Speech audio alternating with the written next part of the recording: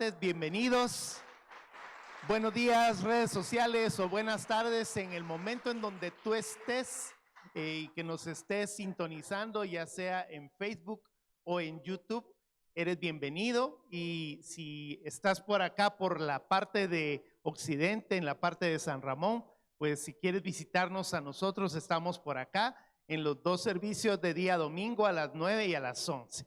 Así es que bienvenidos todos. Es una bendición estar en esta preciosa mañana celebrando la victoria de Jesús en la cruz y la resurrección, que el Señor le dio vida y nos dio vida a nosotros. Amén. Le damos palmas a Él, unas fuertes palmas a Él.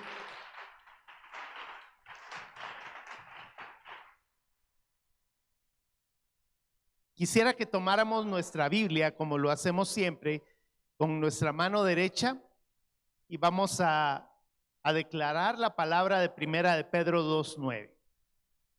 Con tu mano en tu Biblia, y vamos a declararlo, lo vamos a confesar, otra forma de decirlo.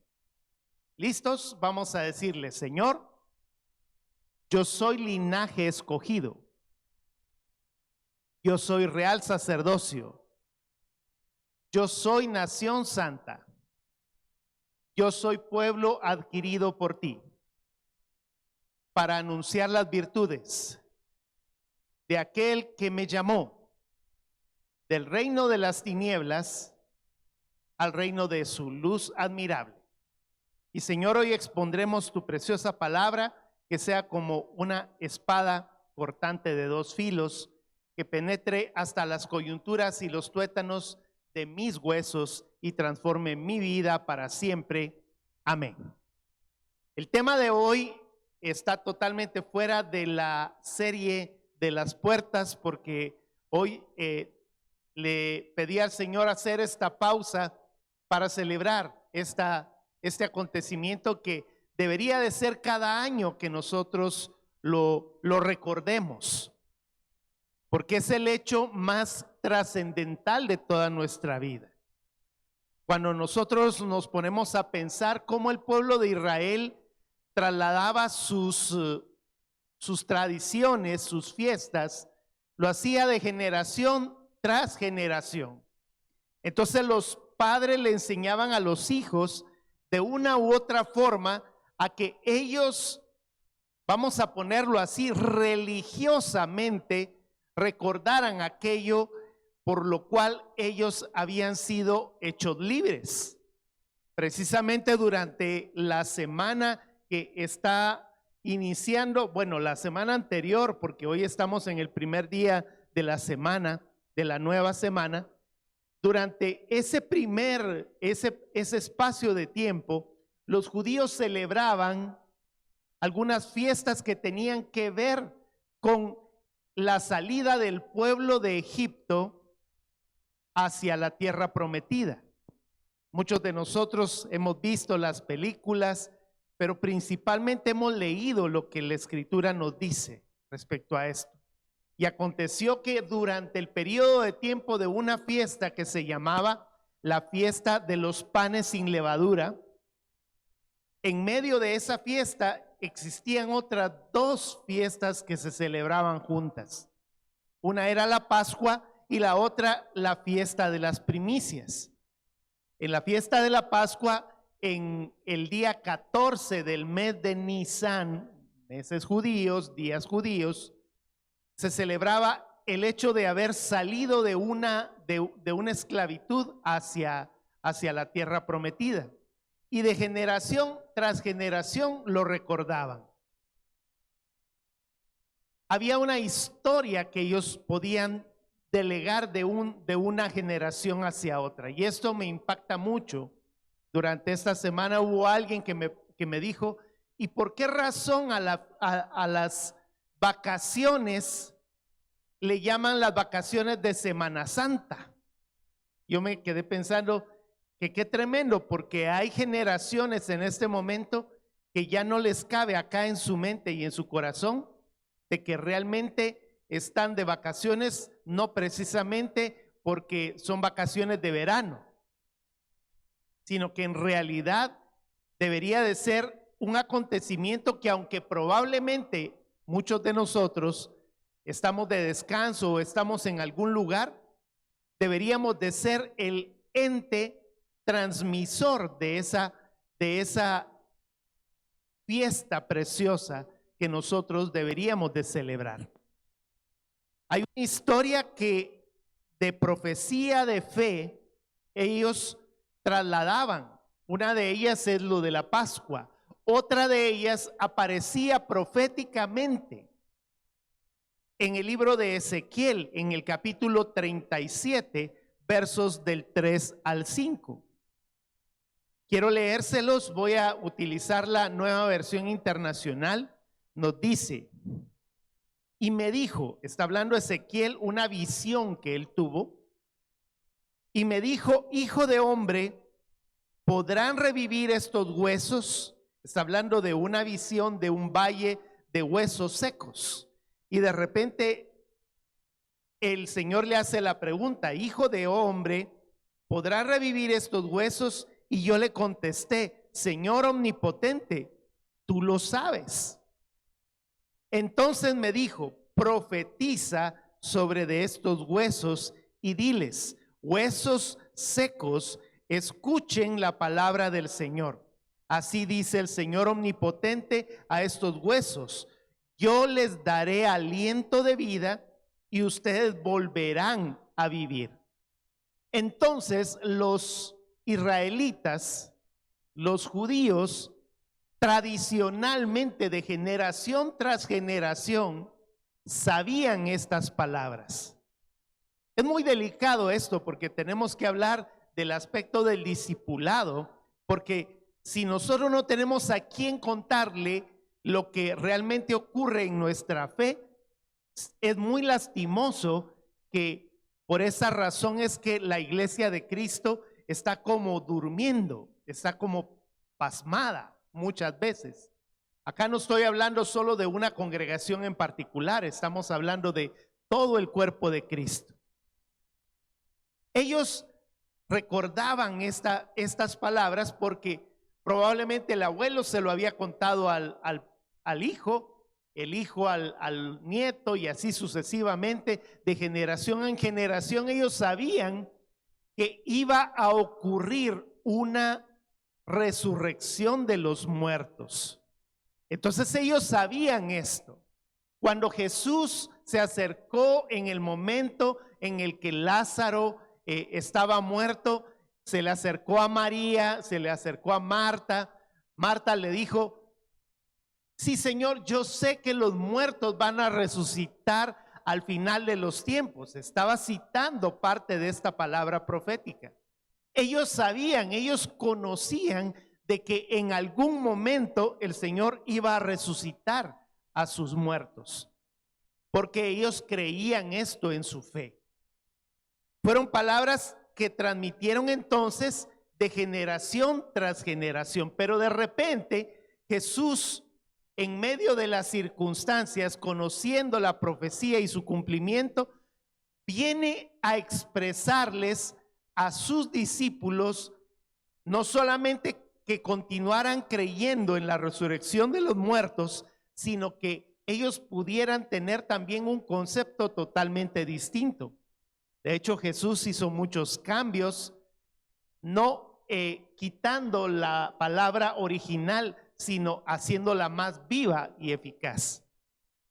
De hecho, cuando Jesús celebró la Pascua en su última cena que estuvo con ellos, con sus discípulos, él hace un cambio en el orden, en el ceder pascual, y en lugar de terminarlo simplemente con el levantarse, él toma la última copa y celebra el pacto nuevo en su sangre, y agarra el pan y de la misma forma hace un nuevo cambio. Y entonces los israelitas que comenzaron a creer en él comienzan a dejar de celebrar una fiesta en la que la salida de Egipto fue de esclavitud hacia una libertad, y ahora lo que ellos comienzan a celebrar es lo mismo que nosotros celebramos durante toda esta semana. la semana en donde nosotros podemos venir a decir: Jesús, tú viniste a hacer un nuevo pacto en tu sangre. Y entonces, en medio de todo esto, Jesús viene y les da una palabra distinta.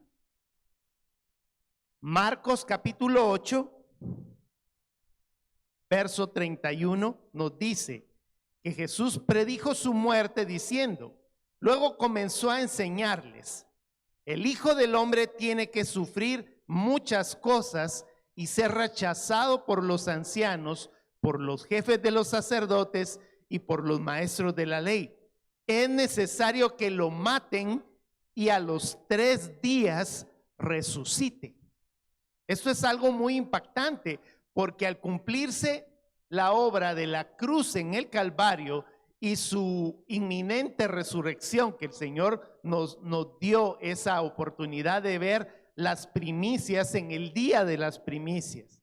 Porque tenemos que entender de que en el momento en el que Jesús entró en esa tumba, el poder del Espíritu Santo, dice la palabra en 1 Corintios 15, el poder del Espíritu Santo resucitó a Jesús de entre los muertos. Y la predicación de la victoria de esa resurrección comenzó a ser el motivo principal de la predicación de los apóstoles y de los discípulos. Ya de ahí en adelante, una de las formas más importantes, el centro, el enfoque principal, fue precisamente que Jesús resucitó de entre los muertos. Amén. Dice 1 Corintios, en el capítulo 15, verso 14.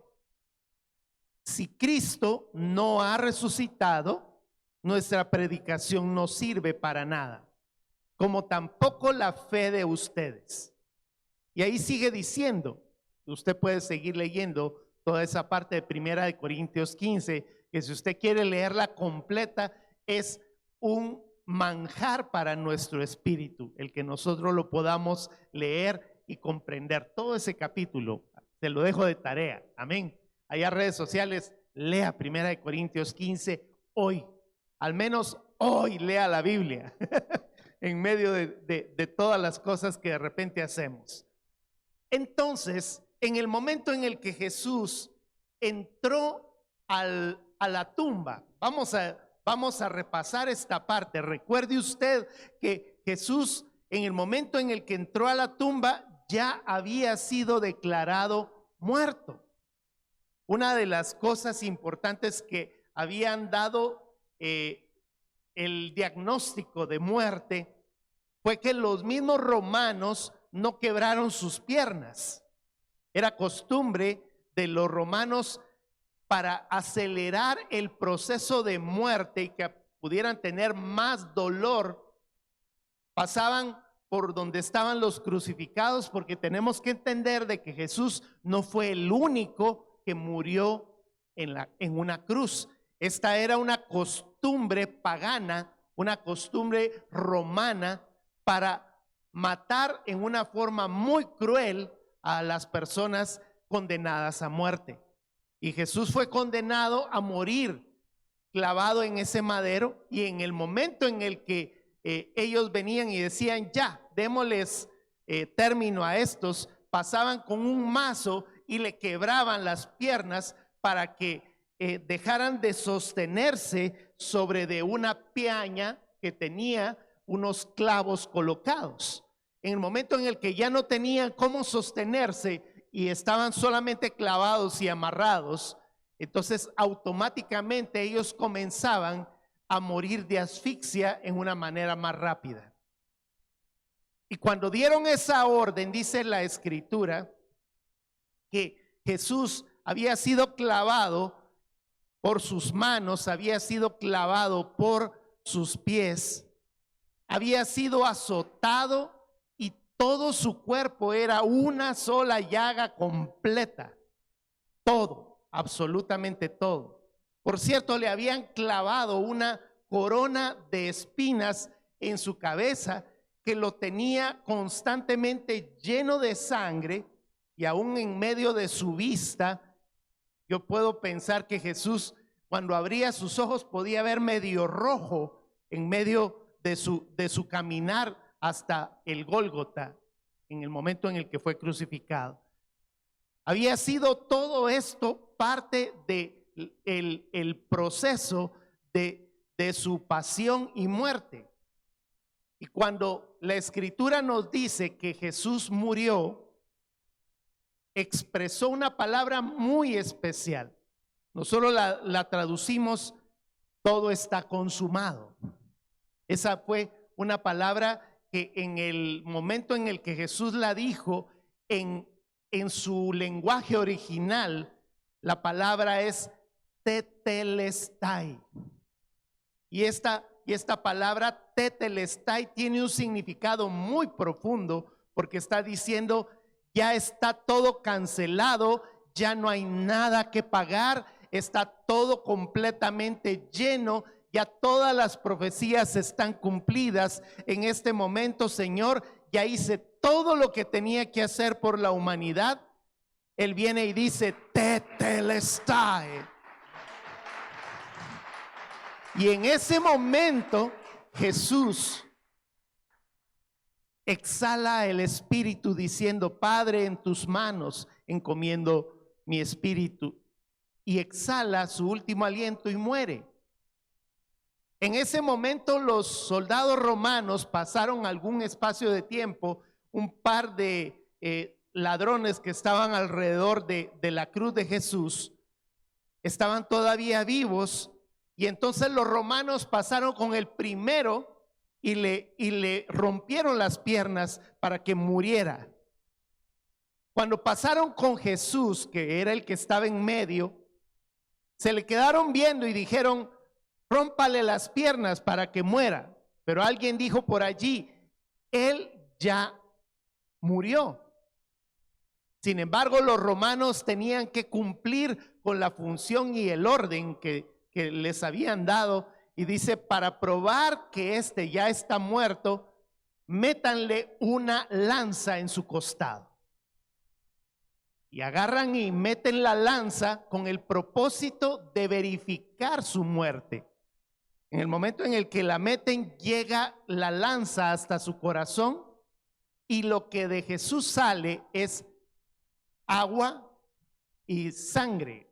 Eso es lo que dice la Escritura. Cuando nosotros nos vemos a la parte científica, nosotros sabemos que la sangre es un fluido no homogéneo, sino heterogéneo. Es decir, que en el momento en el que nosotros lo dejamos reposando, como en el caso de la leche, cuando la sacan de la vaca, entonces queda en la parte de arriba la parte de la natilla, y en la parte de abajo la leche.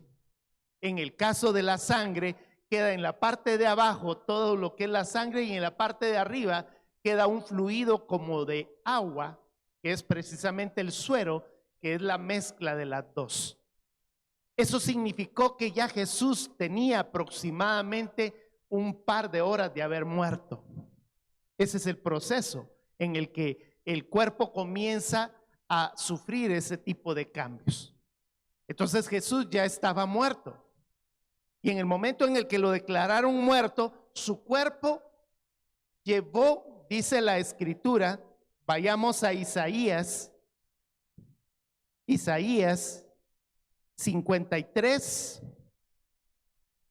versos del 4 al 5, nos dice: ciertamente Él cargó con nuestras enfermedades y soportó nuestros dolores, pero nosotros lo consideramos herido, golpeado por Dios y humillado. Él fue traspasado por nuestras rebeliones y molido por nuestras iniquidades. Sobre Él recayó el castigo, precio de nuestra paz, y gracias a sus heridas fuimos sanados. Quiero que repita estas palabras: gracias a sus heridas fuimos sanados. Amén.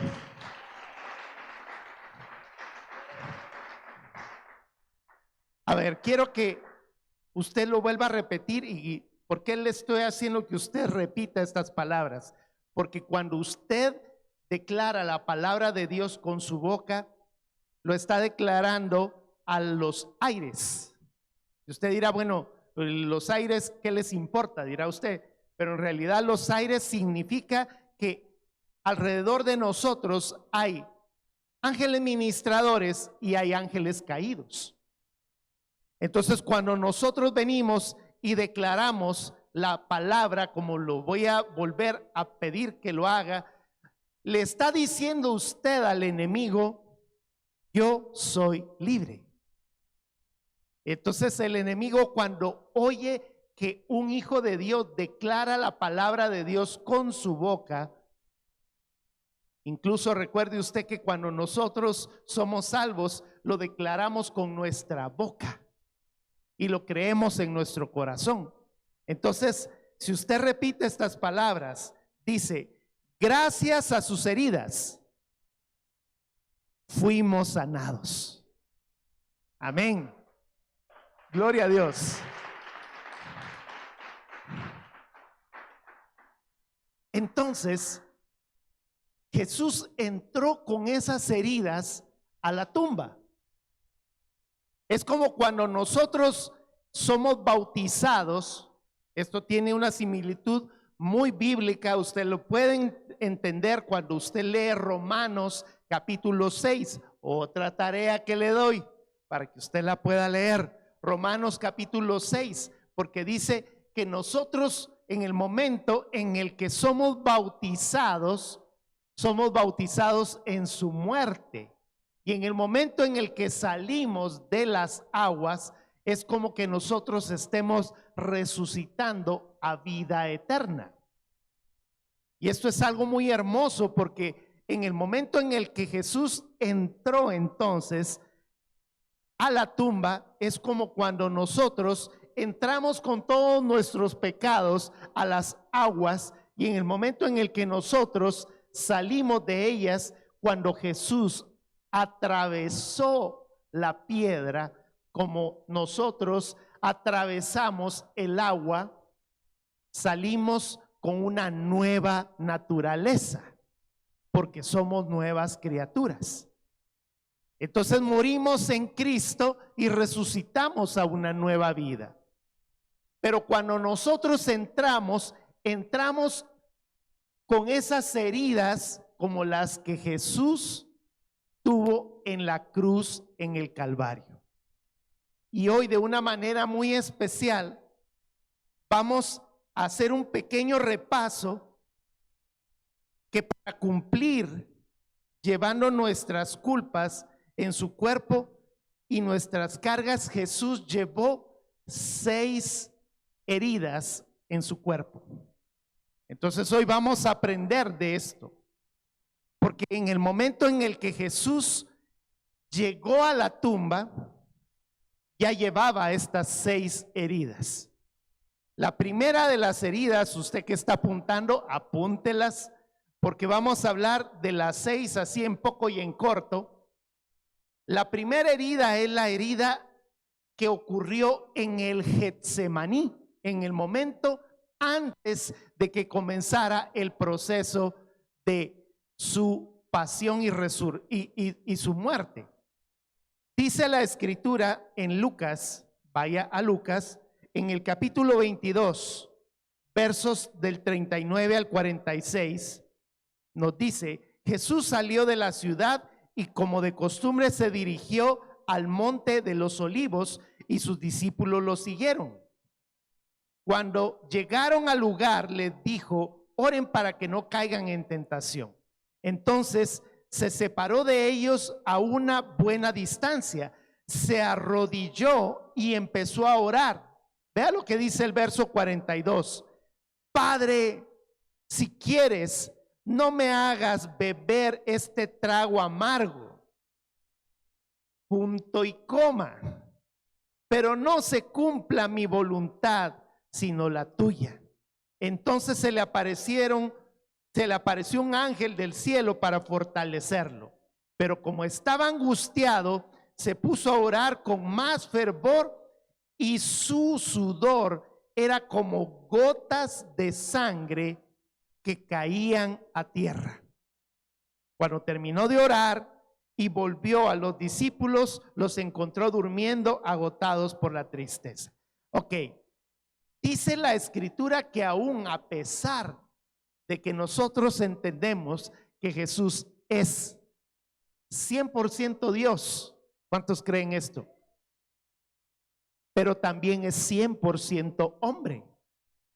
Y la escritura de Filipenses capítulo 2, versos del 5 en adelante, nos dice que Jesús, tomando forma de siervo y condición de hombre, haciéndose obediente hasta la muerte, él se despojó a sí mismo y se hizo un hombre como nosotros.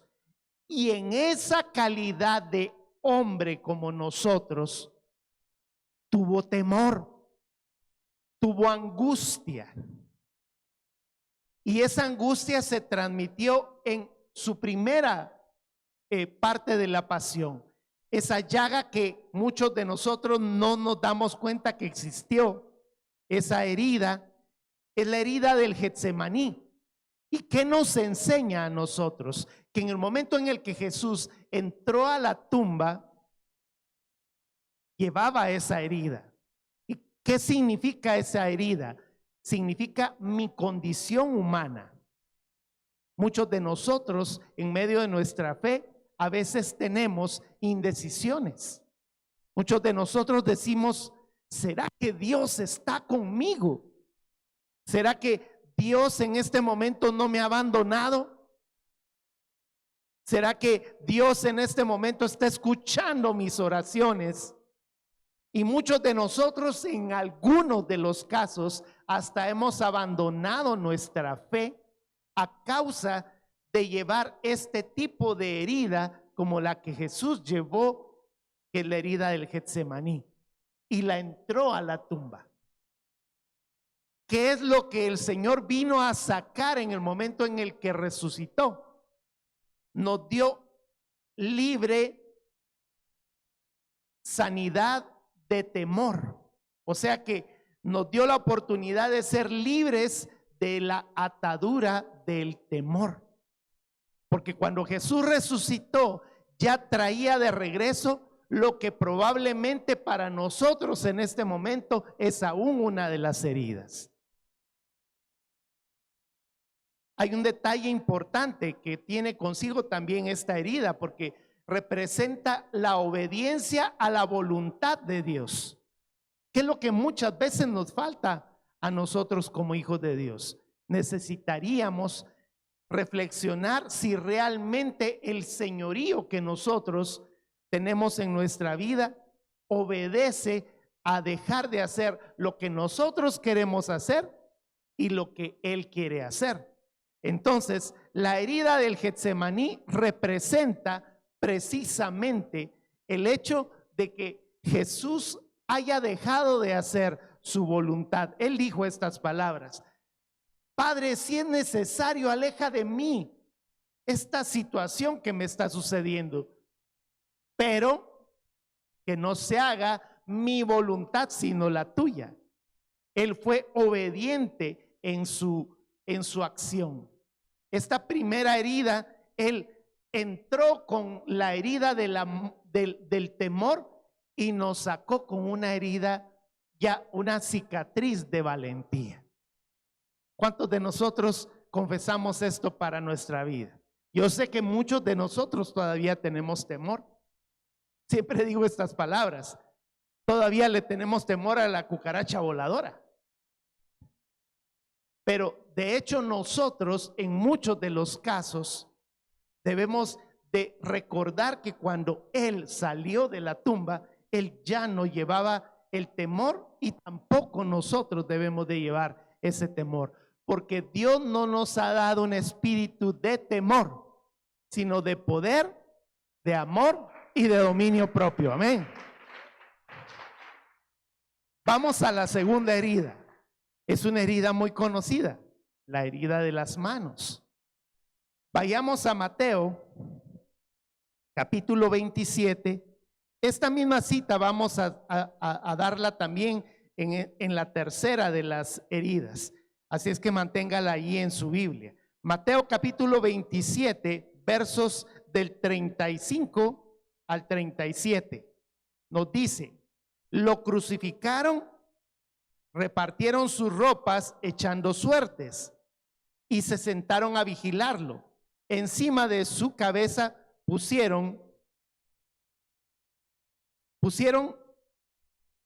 encima de su cabeza pusieron por escrito la causa de su condena. Este es Jesús, el Rey de los judíos. Con él crucificaron a dos bandidos, uno a la derecha y otro a la izquierda.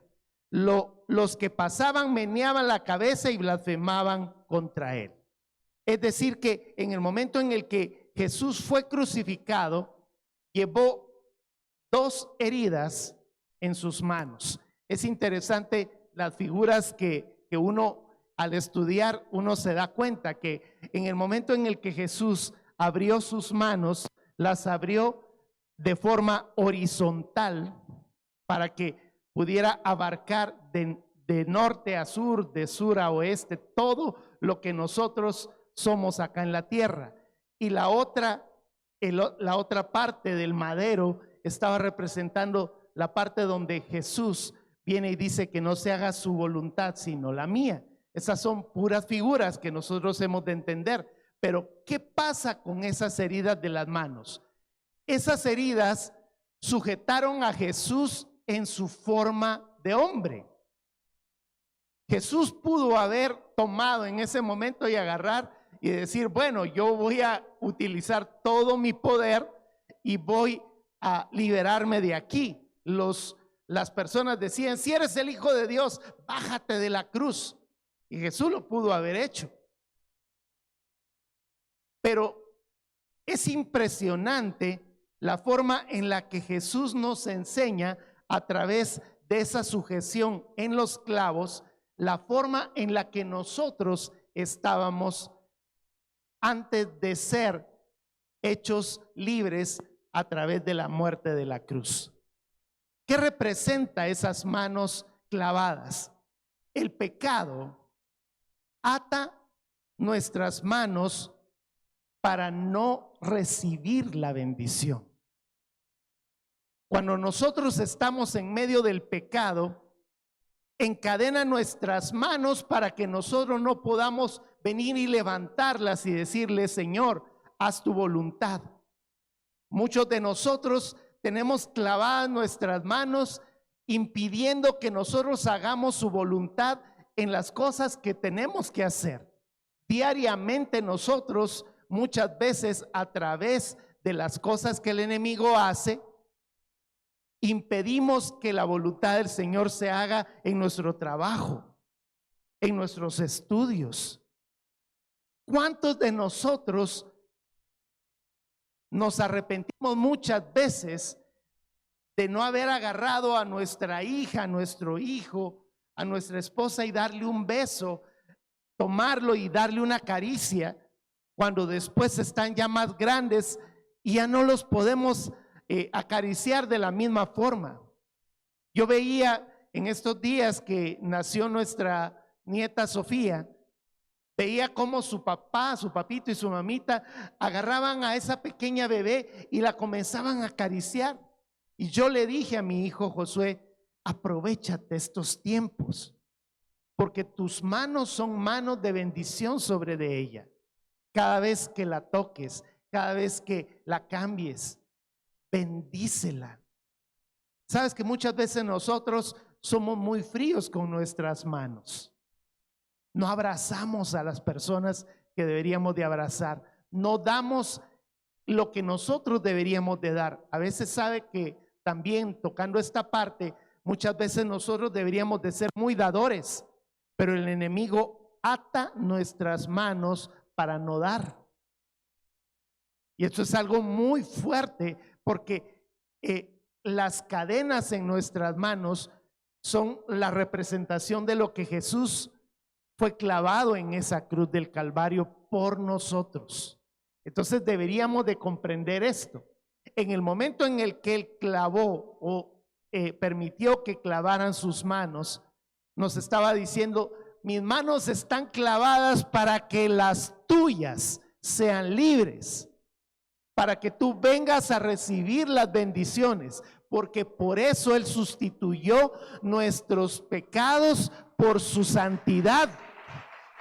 Él nos dio esa bendición. Y sus manos tenían las llagas en el momento en el que entró a la tumba.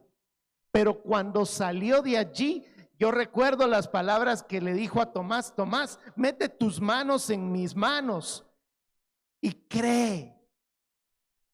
Porque Jesús nos enseña que nosotros, cuando estamos en Cristo, tenemos una nueva creación y nuestras manos deberían de ser manos de bendición todo el tiempo. Consagre sus manos, consagre su vida. Voy con la de los pies, utilizando la misma cita bíblica de Mateo 27. Dice la escritura que Jesús fue clavado de sus pies. ¿Y qué nos enseñan los clavos de los pies? Que muchas veces, al igual que las manos, el enemigo encadena nuestros pies con el pecado. Sabes que muchas veces nosotros estamos clavados por el pecado, pero en el momento en el que nosotros proveemos para nuestro pecado, nosotros hasta corremos para proveer para nuestro pecado. ¿Qué significa eso? Que muchas veces nosotros preferimos ir a un concierto de una cantante o de un cantante del mundo. Corremos para llevar en nuestros pies para ir a hacer cosas que nosotros no deberíamos de hacer. Pero en el momento en el que el Señor nos da la oportunidad, evita que vivamos sobre de ese pecado y nos da la oportunidad del Señor. En el momento en el que sale de la tumba, Él nos dice: vive tu camino en el Señor. Y siempre yo he dicho estas palabras: cada vez que nosotros damos un paso en el reino del Señor, cuando nosotros damos ese paso hacia adelante, Satanás da 2 pasos hacia atrás, porque nosotros tenemos esa libertad. Entonces, cuando Jesús no quiso bajarse de la cruz del Calvario, no quiso desclavar sus pies, fue para que nosotros pudiéramos tener nuestros pies en libertad y poder reclamar del enemigo nuestra herencia. Porque recordemos que nosotros entregamos esa herencia en el momento en el que Adán y Eva le entregaron las llaves del reino a Satanás. Ok, ya llevamos 3. Vayamos a la herida del costado. Vea lo que sucede. Juan capítulo 19,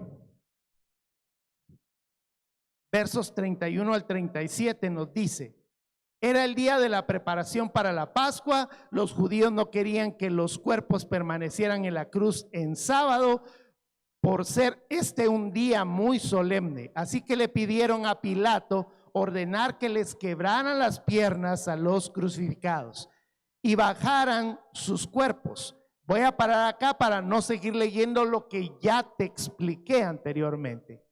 Entonces, en el momento en el que le iban a quebrar los pies a Jesús, en lugar de eso le hicieron la herida del costado. ¿Qué significa la herida del costado?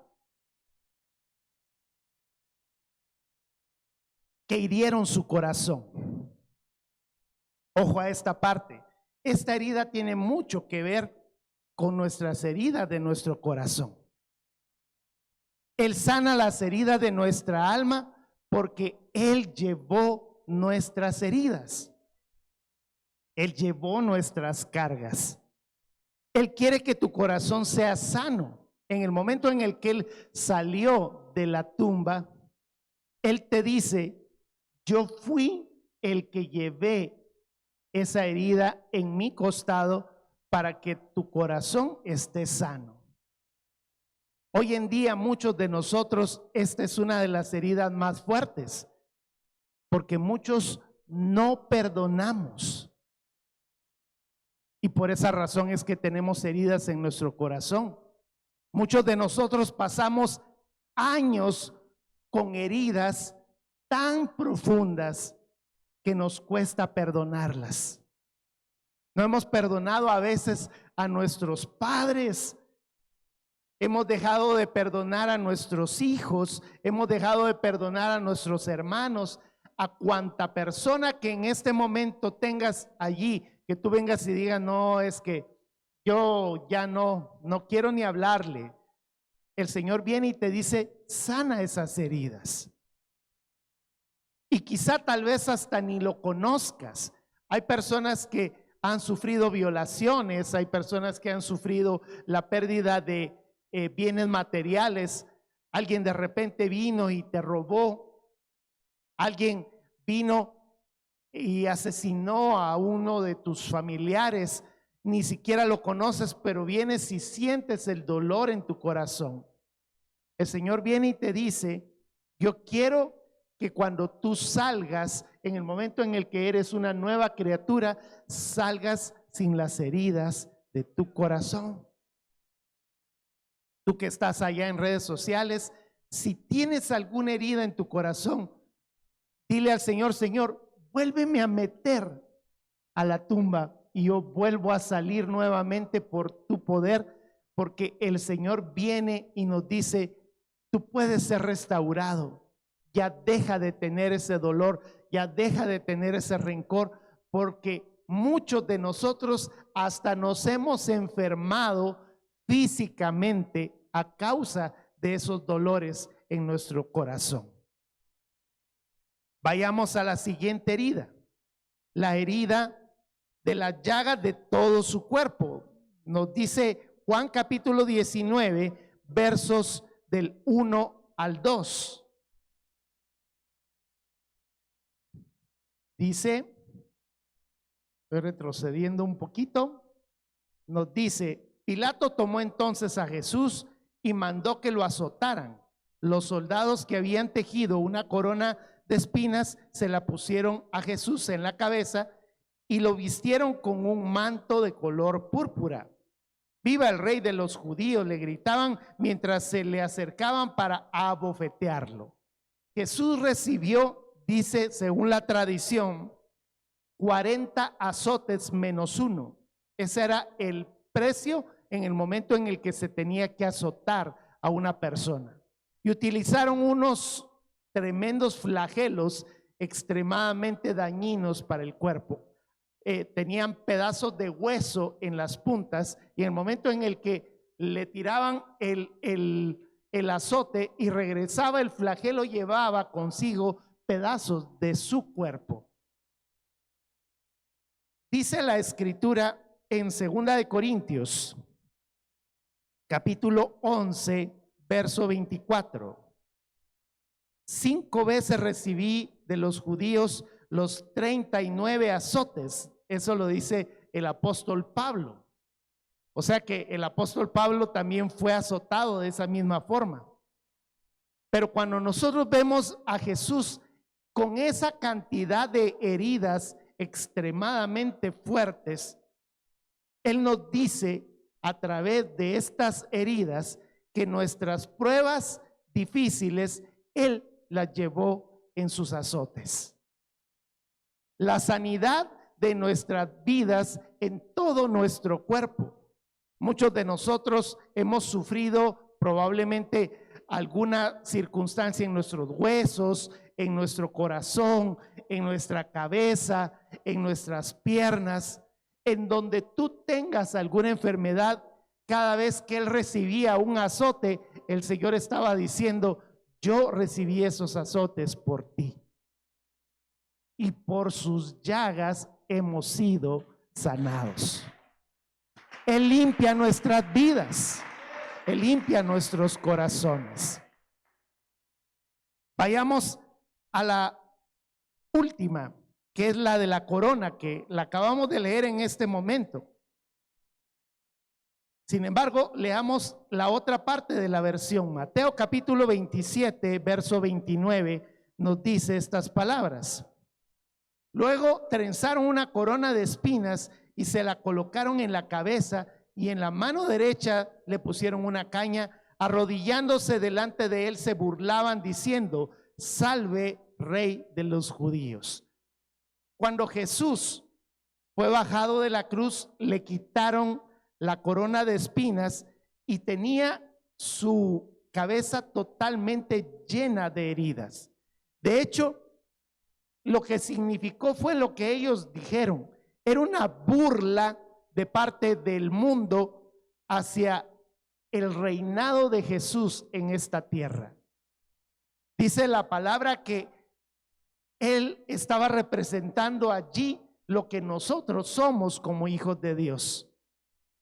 La pobreza, la esclavitud que muchas veces nosotros hemos llevado, que el enemigo nos la tira en la cara muchas veces. Nos dice: tú no tienes nada, eres un pobre, eres un inútil, no sirves para nada. Esa misma expresión fue la que el enemigo colocó sobre de la cabeza de Jesús, y Jesús viene y te dice: yo llevé esa burla del enemigo por ti, tú no tienes por qué llevarla. De hecho, en el momento en el que él recobró nuestra herencia, en el momento en el que resucitó, él recobró nuestra herencia cuando antes de mucho tiempo atrás había sido profetizado. Solo apunte la cita de Génesis 22:13, que en el momento en el que Isaac iba a ser sacrificado, en lugar de él, dice que encontraron a un cordero trabado en un zarzal, en ese mismo lugar donde Jesús fue crucificado y llevó toda nuestra esclavitud. Si me haces el favor de traerme el mantito, quiero ir terminando con estas palabras. Dice la palabra en Juan capítulo 20, versos del 5 al 8, estas palabras muy lindas, que en el momento en el que Jesús resucitó, esto es un detalle muy importante, ya no me da mucho tiempo para explicártelo por falta de espacio, pero cuando Jesús resucitó, dice la palabra en que llegaron los discípulos inclinándose, dice el verso 5, inclinándose se asomó. Este es Juan, vamos a leer desde el 4. Ambos fueron corriendo, y como el otro discípulo corrió más a prisa que Pedro, eso está diciéndolo Juan, llegó primero al sepulcro. O sea que Juan llegó primero. Inclinándose se asomó y vio allí las vendas, pero no entró. Vio las vendas y no entró. Tras él llegó Simón Pedro y entró en el sepulcro y vio allí las vendas y el sudario que había cubierto la cabeza de Jesús, aunque el sudario no estaba con las vendas, sino enrollado en un lugar aparte. Es muy interesante la visión que ellos encontraron en la cruz, en la tumba, porque en el momento en el que entraron ellos buscaron a Jesús, y lo único que encontraron fue dos vendajes: el sudario que cubría su rostro y el otro que estaba también hacia el otro lado enrollado.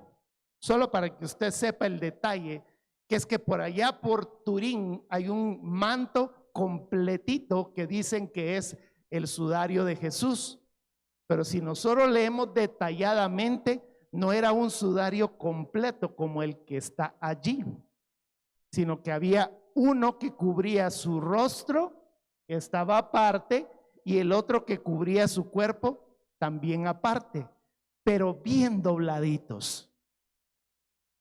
Ese es un detalle que me impacta mucho esto, porque es una costumbre hebrea que muchos de nosotros probablemente no la sabíamos.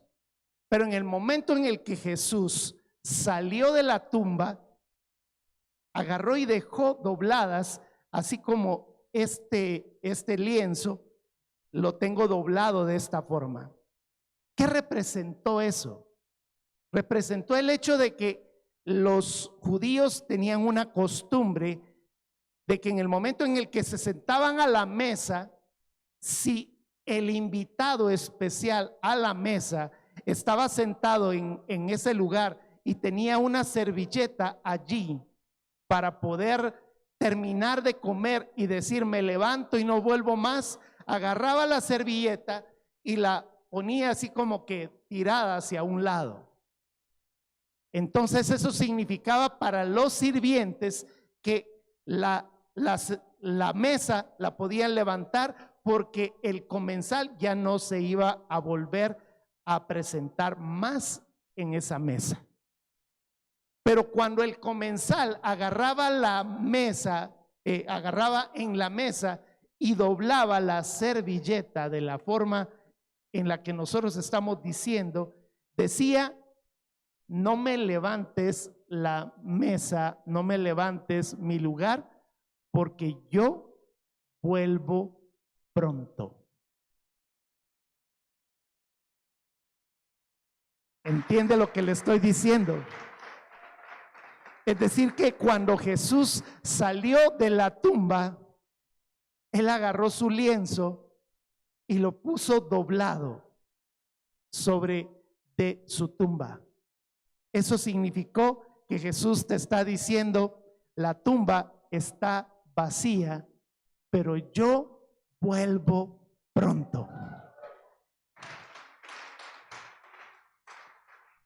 Esto para mí representa esta tremenda bendición que estamos celebrando hoy. Yo quiero que cierres tus ojos para terminar. Y esas 6 heridas, ponte de pie. Si estás ahí en redes sociales, hazlo de la misma forma. Y vamos a decirle a Jesús: Jesús, gracias, porque a través de tu sangre me diste salvación, pero a través de tu muerte tú me permitiste sanar todas mis heridas. Me diste la sanidad de la herida de mi temor. Me desataste las manos y los pies para que yo pudiera tener libertad de recibir las bendiciones de tu reino en esta tierra. Y Señor, tú recibiste la herida de tu costado para que yo pudiera tener sanidad en mi corazón. Y gracias, Padre, porque a través de cada una de las heridas de tu cuerpo, esas llagas, Señor, tú llevaste mis enfermedades y las llevaste a sanidad y me diste salvación y vida eterna. Y gracias, Padre, porque tú llevaste esa burla, esa vergüenza de llevar la corona de espinas, pero me das a mí la oportunidad de tener la corona de vida que es reservada para mi vida en el momento en el que te vea. Señor, gracias porque tú prometiste volver. Doblaste los lienzos diciendo: volveré.